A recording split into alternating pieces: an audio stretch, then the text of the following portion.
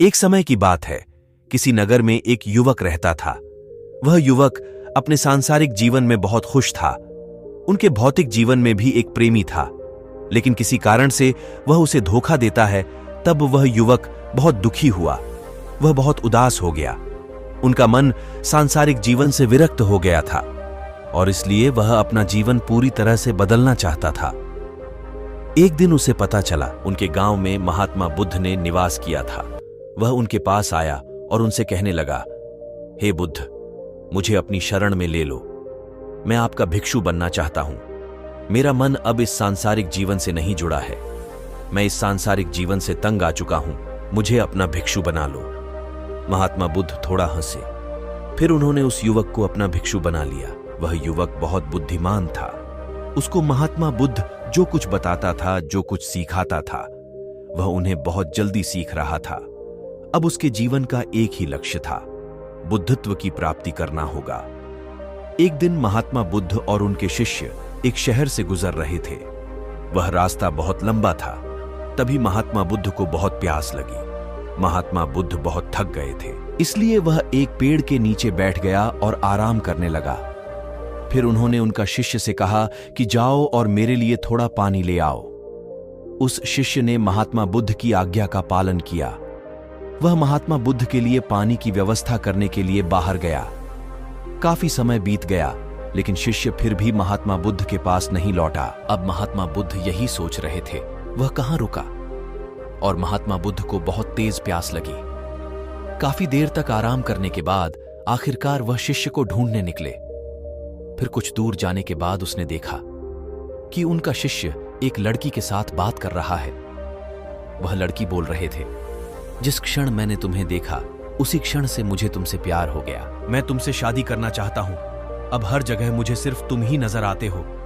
तुम इस तरह अपना जीवन क्यों बर्बाद कर रहे हो? अब तुम जवान हो और बहुत खूबसूरत दिखती हो, तो फिर इस तरह घर घर जाकर भीख मांगने का क्या मतलब है? बेहतर होगा कि आप मेरे साथ आएं।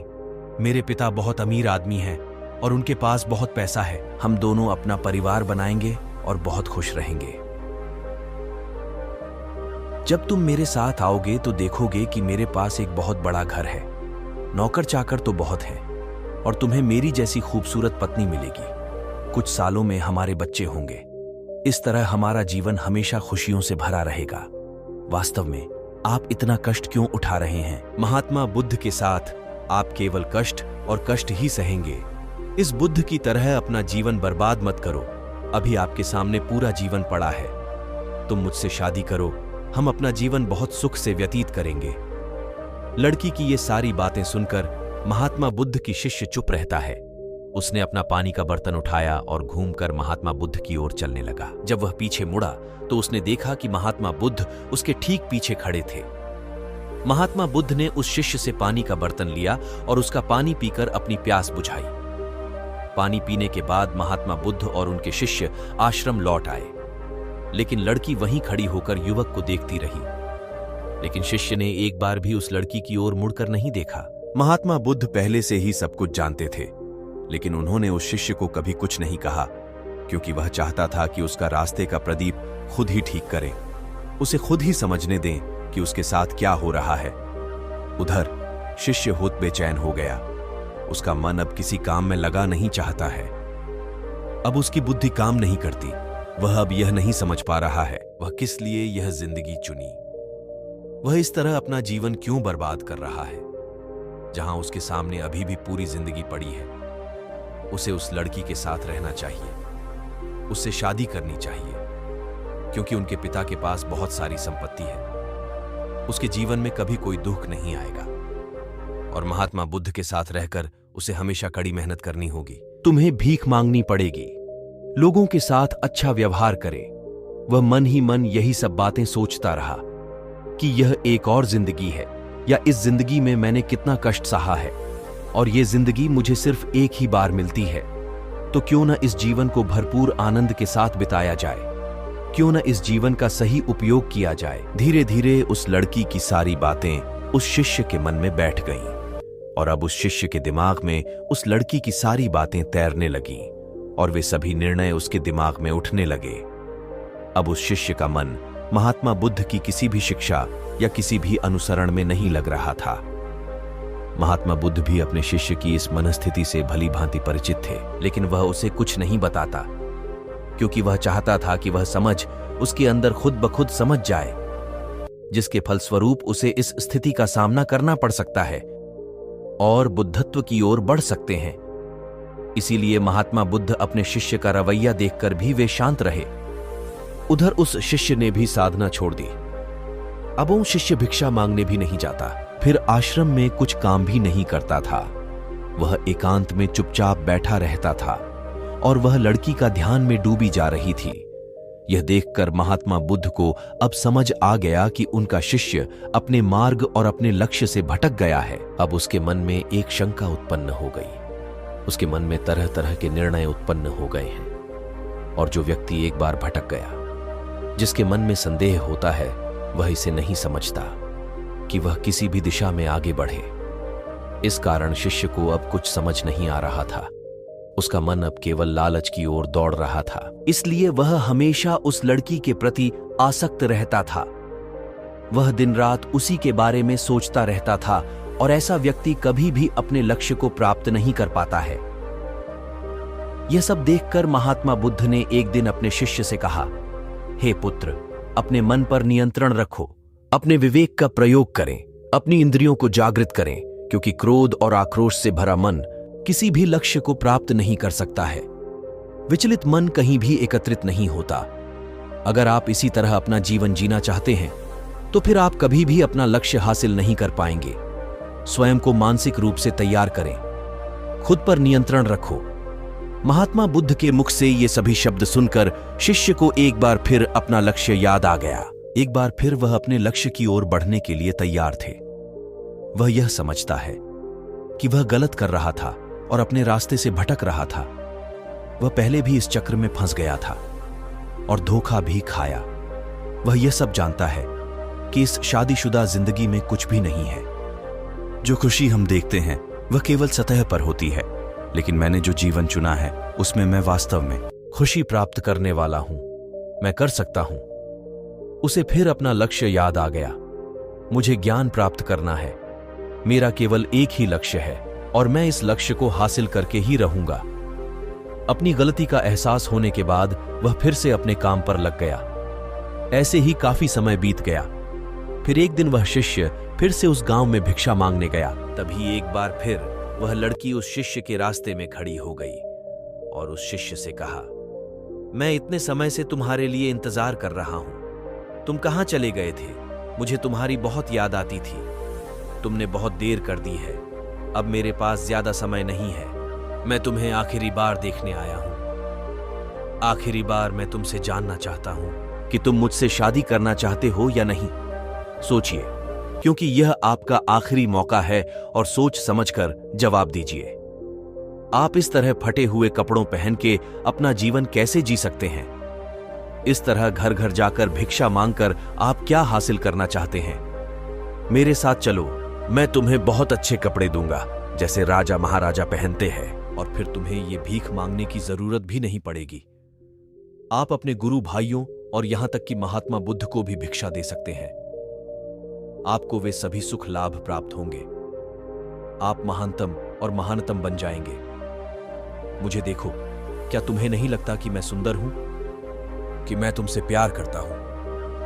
मैं तुम्हारा प्यार का इंतजार कर रहा हूं और मैं बस आपका इंतजार कर रहा हूं। क्या तुम मुझे नहीं समझते? मैं तुम्हारा भला चाहता हूं। मैं चाहता हूं कि तुम इस तरह घर घर न भटको। तुम मुझसे शादी करो, तुम्हें वे सभी सुख सुविधाएं प्राप्त होंगी जो एक राजा और महान राजा को प्राप्त होती हैं। आप सबसे ऊंचे स्वर वाले हो जाएंगे, आप सबसे शक्तिशाली बन जाएंगे और तुम्हें मेरे जैसी खूबसूरत जवान औरत मिलेगी। मैं आज आपके पास आया हूं क्योंकि यह आपका आखिरी मौका है। मेरे माता पिता ने मेरी शादी कहीं और तय करने का फैसला किया, लेकिन मैं तुमसे प्यार करता हूं और तुमसे शादी करना चाहता हूं। एक बार इसके बारे में सोचो, फिर तुम्हें ऐसा मौका कभी नहीं मिलेगा। या फिर आपको कोई ऐसी लड़की मिल जाएगी जो आपकी परवाह करती है और आपसे प्यार करती है। अगर एक बार ये मौका चला गया, फिर दोबारा नहीं आएगा। यह सुनकर शिष्य कुछ नहीं बोला। वह चुपचाप लड़की की सारी बातें सुनता रहा, लेकिन लड़की का इन सारे बातें सुनकर वह शिष्य और एक बार फिर परेशान हो गया। वह एक बार फिर इधर उधर भटकने लगा। अब उसके मन में यह निर्णय उठने लगा, वह अब तक मेरे मन में कुछ भी नहीं था, लेकिन अगर मैं इस लड़की से शादी करूंगा तो मेरे पास सब कुछ होगा, मैं एक अच्छा इंसान बनूंगा, मुझे वो सारी सुख सुविधाएं मिलेंगी। लेकिन मेरे पास निर्णय लेने के लिए बहुत कम समय है। यदि मैंने बहुत जल्दी कोई निर्णय नहीं लिया तब सब कुछ मेरे हाथ से निकल जाएगा, मैं सब कुछ खो दूंगा। इसीलिए वे भिक्षा मांगे बिना ही आश्रम लौट आए, लेकिन महात्मा बुद्ध ने स्वयं शिष्य के मन को दोषी ठहराया। महात्मा बुद्ध समझ गया था, इसलिए वह शिष्य पर कड़ी नजर रख रहा था। वह उस शिष्य के सभी मामलों से भलीभांति परिचित था, लेकिन फिर भी महात्मा बुद्ध उनसे कुछ नहीं कहते। वह चाहता था कि वह स्वयं स्थिति को समझे और धीरे धीरे आने वाली समस्या का सामना करे। उधर शिष्य का मन पूरी तरह परेशान हो गया। उसे ऐसा महसूस हुआ मानो उसके हाथ से कुछ छूट रहा है। उसने कुछ खो दिया, उसका गला सूख गया था और ऐसा महसूस हो रहा था जैसे उसकी जान उसका साथ छोड़ रही है। उसका दिमाग अब पूरी तरह से बंद हो रहा था। उसके मन में तरह तरह के निर्णय बन रहे थे। उसके मन में लालच आ गया कि अगर उसकी शादी मेरा साथ हो जाएगा तो उसे वो सारे लाभ मिलेंगे जो वह अपने पारिवारिक जीवन में चाहते थे। तभी वह अपना जीवन सुखपूर्वक जी सकता है। उसके जीवन में अब कोई दुख नहीं रहेगा और वह उस लड़की के साथ हमेशा खुशी से रहेगा। उसका दिमाग चारों तरफ और घूमने लगा। एक तरफ उसे महात्मा बुद्ध और दूसरी तरफ खूबसूरत लड़की और उस लड़की के लिए सारी खुशियां नजर आ रही थीं। यह सुविधा के लिए महात्मा बुद्ध को छोड़ने के लिए भी तैयार था। वह सोचता है कि यदि मुझे इस समस्या का समाधान चाहिए तो मैं महात्मा बुद्ध से अपने मन की बात कहूंगा, तो वे अवश्य ही कुछ ऐसा समझाएंगे जिससे मेरा मन शांत हो जाएगा और फिर मैं उस लड़की से दोबारा शादी नहीं कर पाऊंगा और वे सारी खुशियां और लाभ चला जाएगा। उसे कुछ कहकर मुझे रोकना ही होगा। ऐसे अनेक निर्णय उसके मन में उठते रहते थे, जिससे उनका मन उद्विग्न हो उठा। लेकिन किसने सोचा था कि उसे उस लड़की से शादी करने से ही तभी उसका जीवन खुशियों से भर जाएगा। इसीलिए वह महात्मा बुद्ध को छोड़ने के लिए तैयार थे और उसने बिना कुछ कहे ये सोचा, रात को बुद्ध को नहीं बताए छोड़कर चला जाऊंगा। तभी अचानक महात्मा बुद्ध उस शिष्य के पास आए और वह उनका शिष्य से बहुत आम तौर पर कहा, हे पुत्र, हमें एक जगह पर जाना होगा। इसीलिए महात्मा बुद्ध और वह शिष्य एक मार्ग पर जाने के लिए आगे बढ़े। महात्मा बुद्ध के हाथ में एक सोने का पिंजरा था। उस पिंजरे को लेकर महात्मा बुद्ध और उनके शिष्य उस रास्ते पर आगे बढ़ते रहे। धीरे धीरे बहुत समय बीत जाता है।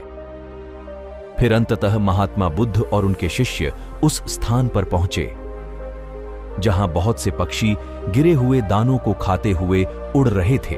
तब महात्मा बुद्ध थोड़ा हंसे और वह सोने का पिंजरा वहां उसने उसे जमीन पर रख दिया और कहने लगा, आओ पक्षियों, मैं तुम्हारे लिए एक सोने का पिंजरा लाया हूं।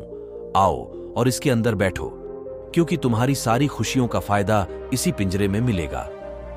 आपको अनाज, पानी और भोजन चाहिए। आप जो भी चाहें, अब से आपको भोजन की तलाश में इधर उधर भटकना नहीं पड़ेगा। आओ और इस पिंजरे में बैठो। लेकिन कोई पक्षी उस पिंजरे में नहीं आता। शिष्य चुपचाप यह सब देख रहा था। तब महात्मा बुद्ध ने एक बार फिर पक्षियों की ओर इशारा करके कहा, आओ पक्षियों, इस सोने के पिंजरे में बैठो। अब से तुम्हें और मेहनत करने की जरूरत नहीं है। तुम्हारे अनाज को हमेशा दाना पानी मिलता रहेगा और मैं तुम्हारी शरीर पर पूरा ध्यान दूंगा। अंदर आओ और बैठो। ये पिंजरा बहुत महंगा है, ये सोने से बना है और ये आपके लिए सभी सुख लाभ लाएगा। ऐसा पिंजरा आपने कभी नहीं देखा होगा। कब तक ऐसे ही जीवन बिताओगे? सुबह उठें और भोजन के लिए इधर उधर भटकते रहते हो। इतनी मेहनत करोगे तो भरपेट खाना मिलेगा, तभी आप अपने लक्ष्यों को प्राप्त कर सकते हैं। लेकिन आपको इस पिंजरे में कुछ भी करने की जरूरत नहीं है। यह पिंजरा वह जगह है जहां आपको अपनी जरूरत की सभी चीजें मिलेंगी। आपको जो चाहिए सब कुछ आपकी उंगलियों पर होगा। बस एक बार इस पिंजरे में आकर बैठ जाओ। और ये बातें कहकर महात्मा बुद्ध शांत हो गया। और देखते रहो उस पिंजरे में कोई पक्षी आता है या नहीं। लेकिन काफी समय बीत चुका है और कोई पक्षी उस पिंजरे में आकर नहीं बैठता। ये शिष्य चुपचाप खड़े होकर ध्यान मग्न होकर देख रहे थे। तब महात्मा बुद्ध ने अपने शिष्य से बड़ी नम्रता से कहा, हे पुत्र, जो अपने लक्ष्य को जानता है, जो लोग अपने उद्देश्य के लिए जीते हैं, वे कभी पथ से नहीं भटकते, चाहे कोई कितना भी लालच दिखा ले। ये पक्षी भी इन पक्षियों की तरह ही विशेष संत होते हैं। वे किसी पिंजरे में कैद नहीं होना चाहते। मैंने सुख के सभी लाभों से युक्त यह स्वर्ण पिंजरा उनके सामने रख दिया है, लेकिन फिर भी वे इस सोने के पिंजरे में आने को तैयार नहीं हैं, क्योंकि ये खुद को स्वतंत्र रखना पसंद करते हैं और ये अपनी जिंदगी अपने हिसाब से जीना पसंद करते हैं। और इस दुनिया में कोई भी जानवर ऐसा नहीं है जो खुद को पिंजरे में बंद करके खुश रखना चाहता हो, लेकिन मनुष्य ही एकमात्र ऐसे प्राणी हैं जिन्हें वास्तव में पिंजरे में बंद रहना पसंद है। और मनुष्य ही जानबूझकर ऐसे पिंजरे में बंद रहना चाहता है, क्योंकि वह सदैव लोभ और वासना के पीछे भागता है। हम जहां भी कुछ लाभ देखते, उसके पीछे में आंख बंद करके दौड़ता रहता हूं। लगता है वह नहीं है तो मेरा जीवन में कुछ भी नहीं है, मानो उसके बिना हमारी जिंदगी में कुछ है ही नहीं। लेकिन जब हम अपनी आंखें खोलते हैं तो हमें फिर वही अंधेरा नजर आता है। जिस प्रकाश की ओर हम बढ़ते हैं, हम उस प्रकाश से बहुत दूर चले जाते हैं। तब महात्मा बुद्ध ने अपने शिष्य को समझाते हुए कहा, हे पुत्र, एक बार गलती होना ठीक है, लेकिन एक ही गलती दोबारा करना ठीक नहीं है। इसका मतलब है कि आपकी इंद्रियां अभी तक जागृत नहीं हुई हैं और आप जिस समाज में हैं, आप रहते हैं, वह समाज भी अभी तक उभर नहीं पाया है। तुम्हें अभी भी अपने मन पर नियंत्रण करना सीखना होगा। आपका अभी भी अपने मन पर कोई नियंत्रण नहीं है। आपका दिमाग अभी भी लालच और वासना के पीछे अंधा दौड़ रहा है। महात्मा बुद्ध यही कहते हैं, शांत रहो और जानो। और वह शिष्य अपनी गलती समझ गया था। वह महात्मा बुद्ध से क्षमा मांगता है और उसके पैरों पर गिर पड़ा और वह कहता है, हे बुद्ध, आपका बहुत बहुत धन्यवाद। तुमने मेरी आंखें खोल दी। मैं अपना दिमाग खो रहा था। मैं अपने जीवन में पहले भी इस तरह धोखा खा चुका हूं, लेकिन मुझे नहीं पता कि मैं फिर से वह गलती क्यों करने जा रहा था। मुझे वह दुख फिर से मिलने वाला था जिसमें सिर्फ अंधेरा और धोखा है। तब शिष्य ने महात्मा बुद्ध से कहा, हे महात्मा, हम अपने लक्ष्य से क्यों भटक जाते हैं? फिर महात्मा बुद्ध ने कहा, जब हमारा मन में ऐसे विकार उत्पन्न होने लगते हैं, लालच, वासना, नफरत, और अगर एक बार ये बीमारी हमारे मन में आ जाए, तो जब हम अमीर बनना चाहते हैं और इसके कारण हम अपने लक्ष्य से बहुत दूर चले जाते हैं। लेकिन अपनी अंतरात्मा को जगाकर इससे बचा जा सकता है। अच्छी सोच विकसित करके मन को शांत करता है और आगे बढ़ते हुए यदि कोई व्यक्ति इस संकेत को समझ लेता है कि उसे अपने लक्ष्य को प्राप्त करना ही है, तब वह कभी भी अपने मार्ग से नहीं भटकेगा और वह अपने लक्ष्य को प्राप्त करके ही छोड़ेगा। अपने लक्ष्य की रास्ते पर चलना जितना भी कठिन स्थिति क्यों ना हो, चाहे कोई उसे कितना भी लालच दिखा ले, लेकिन वह अपने रास्ते से कभी नहीं हटेंगे, क्योंकि उसने अपने मन पर नियंत्रण पा लिया है और वह कई कठिन परिस्थितियों का सामना करने के लिए तैयार रहता है। दोस्तों, हमारे जीवन में भी ऐसा ही है। हम अपने अपने जीवन में एक लक्ष्य निर्धारित करता हूं, लेकिन लक्ष्य हासिल करने के लिए कड़ी मेहनत, बहादुरी और इच्छा शक्ति की जरूरत होती है। हम उन पर लगातार बोझ नहीं डाल सकते, इसीलिए तो हम अपने ही रास्ते से भटक जाते हैं। मैं शुरुआत में हमेशा एक ही चीज के बारे में सोचता हूं कि मैं उस लक्ष्य को हासिल करके ही जाऊंगा, लेकिन जैसे जैसे समय बीतता है, कुछ समय बाद हमारे मन में यह शंका होने लगती है कि इस लक्ष्य को हासिल करना बहुत मुश्किल है। हम इस लक्ष्य को कैसे प्राप्त कर सकते हैं? कितना बड़े बड़े लोग इस लक्ष्य को प्राप्त नहीं कर सके, तो मैं कैसे कर पाऊंगा? इस प्रकार का लक्ष्य केवल स्वस्थ लोगों द्वारा ही प्राप्त किया जा सकता है, क्योंकि उनके पास बहुत कुछ है, धन संपत्ति है, उपयोग करके वे इस लक्ष्य को बहुत आसानी से प्राप्त कर सकते हैं। ऐसे ही हमारे मन में ये शंका पैदा होती है कि मैं इस लक्ष्य को कभी हासिल नहीं कर पाऊंगा, और तब हम अपने अंदर की कमजोरियों को सामने लाते हैं। अपने अंदर कमजोरियां तलाश रहे हैं, जिसके कारण हमारा आत्मविश्वास डगमगाने लगता है और फिर हम कभी भी अपने लक्ष्य हासिल नहीं कर पाते। दोस्तों, अगर हमारा ये वीडियो आपको अच्छा लगा तो वीडियो को लाइक करके सब्सक्राइब जरूर कर देना। धन्यवाद।